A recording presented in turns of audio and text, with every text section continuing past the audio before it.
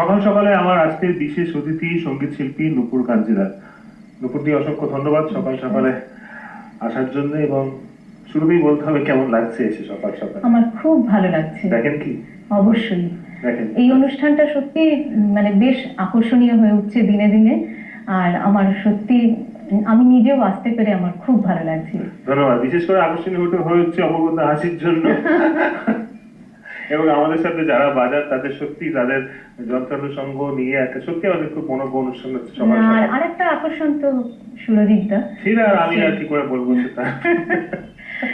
অনুভূতি, প্রথমে কি গান দিয়ে শুরু করি বল? আমি সেই আমাদের রবীন্দ্রনাথ, আমার তো ভীষণ প্রিয় রবি ঠাকুরের গান। আর আমি প্রথমে একটি প্রেম পর্যায়ের গান দিয়ে শুরু করি।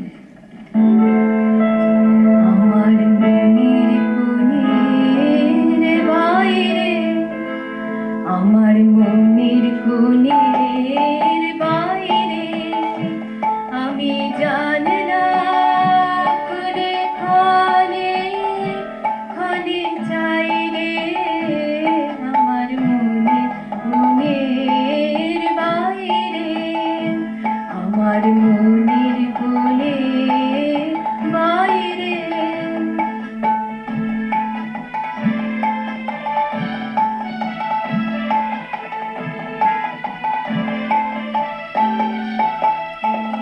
কোন অনেক দূরে উদাসরে, কোন অনেক দূরে উদাসরে আভাস যেখার বাইরে আছে আছেন নাই রে, আমার মনে কোণের বাইরে, আমার মনের কোণের বাইরে। আমি জানি যে আপনি শুধু রবীন্দ্রসঙ্গীত না, আরো আধুনিক গান আজকে আমরা শুনবো নুপুরদি থেকে।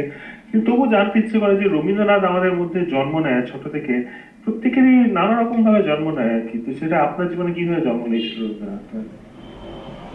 সত্যি কথা বলতে কি, আমি না একদম প্রথমে মানে শাস্ত্রীয় সঙ্গীত, শুধু শাস্ত্রীয় সঙ্গীত আমি যে পরিবেশে শিখেছি। আমি দুর্গাপুরের মেয়ে, ওখানে মাস্টারমশাই যিনি ছিলেন শ্রী বিমল মিত্র, ভীষণ ভালো, ভীষণ মানে এত ভালোভাবে শিখেছি ওনার কাছে। সেটা কত বছর বয়স থেকে শিখেছেন? আমি 3 বছর বয়স থেকে। 3 বছর বয়সে প্রথম মানিয়ে গেছিল? মা নিয়ে গিয়েছিল। তার আগে মার কাছে হারমোনিয়ামের রিড চেনা, মার জন্য গানটা, এই একটা কথা বললেই সবকিছু। মার মানে মার ভীষণ ভালো লাগা এবং গান শোনা রেডিওতে। তখন আমরা তো রেডিওতে শুনেছি কোন গান ভালো, এই গানটা ভালো, বেগম আক্তারের গান ভালো, তো মার যেহেতু ভালো লাগবে নিশ্চয়ই এটা ভালো গান। তো এইভাবে তো মাস্টারমশাইয়ের কাছে মা নিয়ে গেলেন, সেখানে শাস্ত্রীয় সঙ্গীত শেখা। রবীন্দ্রসঙ্গীত সেইভাবে তখন শিখিনি। নজরুল গীতি, অতুল প্রসাদী, দ্বিজেন্দ্র গীতি, এরকম নানান রকম গান। কিন্তু তারপরে আস্তে আস্তে স্কুলের যে ফাংশন গুলো, আমি দুর্গাপুর আমার নিজের জায়গা বলে মানে আমি খুব গর্ববোধ করি, এবং ওখানকার স্কুলগুলো ভীষণ ভালো। ওখানে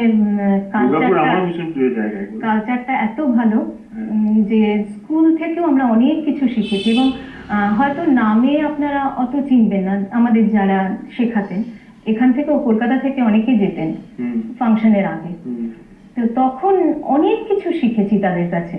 তো সেই থেকে না রবীন্দ্রসঙ্গীতের ওই যে কথাগুলো, ওই যে মানেগুলো যখন বুঝতাম আস্তে আস্তে, এর যে কি গভীরতা এখনো পর্যন্ত সেই উপলব্ধি করে যাচ্ছে। পরের গান রবীন্দ্রসঙ্গীতই গাই। ঠিক আছে, শুনি।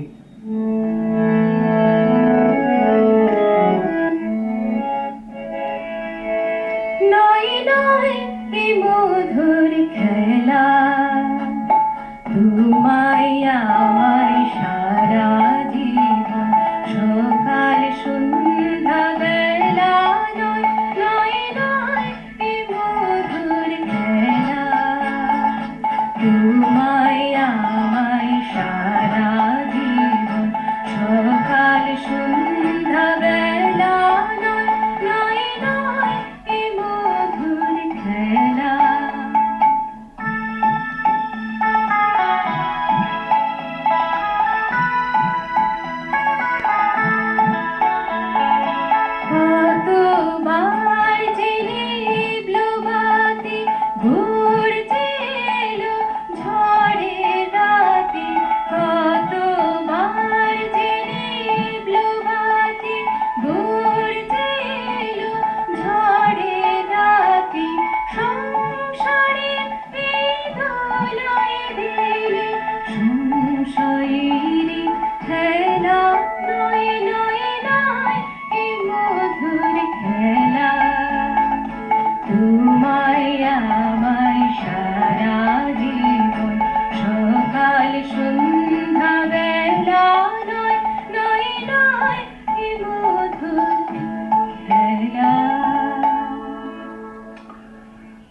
সকাল সকাল আমার একটি বিশেষ কারণে আরো বেশি ভালো লাগে, সেটা হচ্ছে যে বিভিন্ন শিল্পী তাদের গান যেটা আপনাদের সাথে আমরা শেয়ার করতে পারি এবং আমি তো এখানে বসে ডাইরেক্টলি সেগুলো শুনতেই পারি, কিন্তু একসাথে আরেকটা জিনিস হয়, সেই শিল্পী তার জীবন এবং গান দুজনকে হাত ধরে কিভাবে তাদের পথ চলা শুরু হয়, কিভাবে তাদের জীবন এগিয়ে যায়।